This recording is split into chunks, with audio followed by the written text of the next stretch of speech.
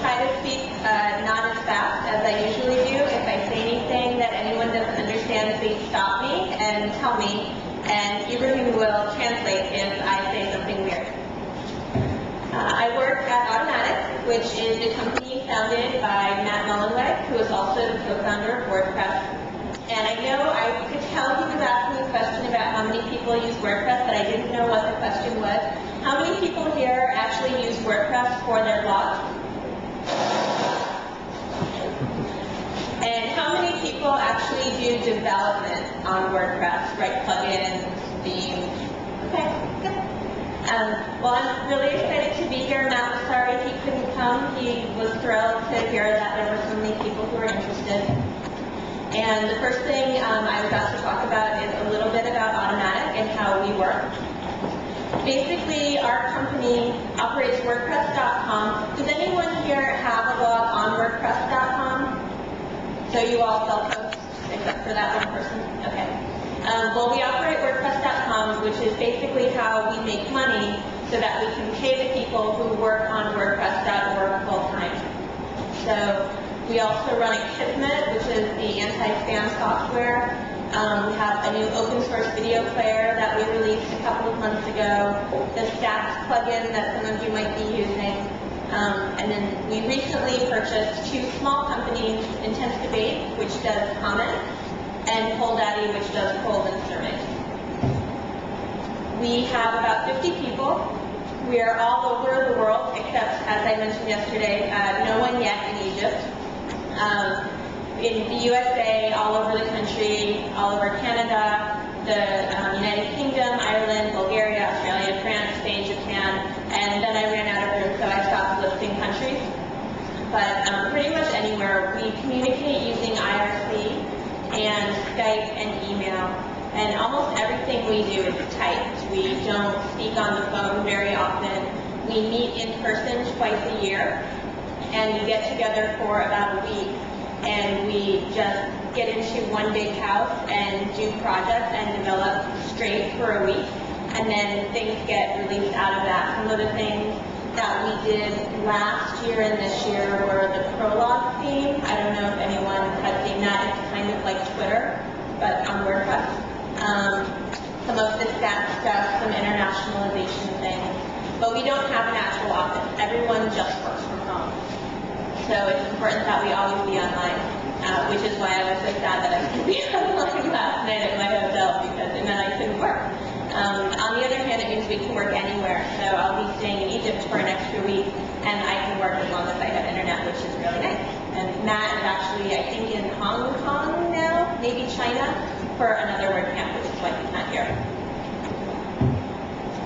There are three kinds of WordPress. The first is the one that you most probably know, WordPress.org. It's open source software. It runs a single blog. You download it, and then you run it. It takes 5 minutes to install, and it's super easy. WordPress.com, which is hosted by Automatic. It's mostly for beginners. And then WordPress MU. Is anyone here using MU? So MU is a multi-user version. It's used by a lot of universities in the United States so that they can run blogs for their departments and their professors and their classes, as well as a lot of companies. And it's also what runs WordPress.com. So basically you can run lots of blogs and have one person administrate it without having to install 10 separate or however many installations. The development process at WordPress.org, which since a lot of you were developing, it's constantly going. If you were to look at the number of commits that go through into the core code base, thousands have gone through in the last year. There's a Twitter feed for, I think, WP Devel. You can look it up, but we'll actually show you every commit that comes through the core code base. There were hundreds of contributing developers to 2.7. I think it was about 150. And we have tens of thousands of beta testers, people who download the version that's currently in development, run it on their local machine, and then submit bug reports so that we can try to fix all the problems before we put out a release. For 2.7, I think there were like 13,000 people testing 2.7 before it was released. So that was why it wasn't very buggy, which was great. And we try to do, well, you can look it up, but we'll actually show you every commit that comes through the core code base. There were hundreds of contributing developers to 2.7. I think it was about 150. And we have tens of thousands of beta testers, people who download the version that's currently in development, run it on their local machine, and then submit bug reports so that we can try to fix all the problems before we put out a release. For 2.7, I think there were like 13,000 people testing 2.7 before it was released. So that was why it wasn't very buggy, which was great. And we try to do per month. If there are a lot of features, it will take longer. 2.7 took a little bit longer because it had that huge design overhaul. That was my first job at Automatic, was redesigning WordPress. And so 2.7 was my first project. How many people here are using 2.7? Okay, the rest of you should upgrade because we won't keep making security patches for those older versions forever. So you don't want to get hacked. And then really what the thing that we really think makes WordPress special is the plugin community. Right now there are 4,000 plugins that are active that we know about in the repository. And those things extend the functionality of WordPress in ways that make it unique to each person. We like to look at it as if each person's WordPress installation is unique because no two people will necessarily have the same plugins activated, and so everyone's system is uniquely suited to them. The core developers are the people who have commit privileges.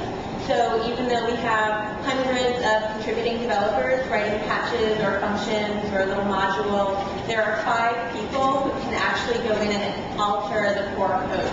Those people are Matt, although he's been pretty busy, so he's not quite as active as he used to be. Brian Warren, Andrew Oz, Mark Jaquith, and Peter Westwood. Any of you who are developers, if you are ever in the IRC channel, which is /dev,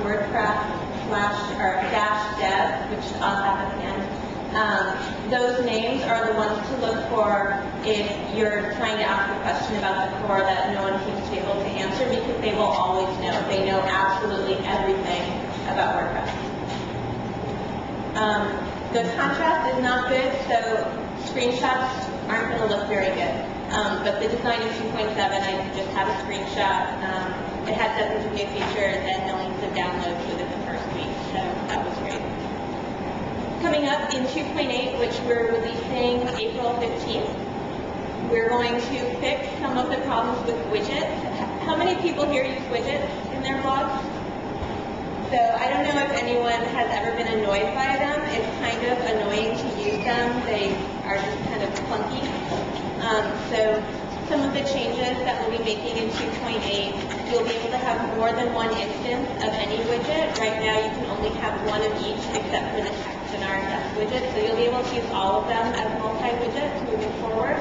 And also right now if you take a widget out of a sidebar and then you want to use it again later, it loses your settings and you have to fill everything in again. That's frustrating. You won't have to do that anymore. It will save your settings. And then we're doing some UI improvements as well. In 2.7, we brought the plugin directory into the application so that you can do a one-click install of plugins right from the application.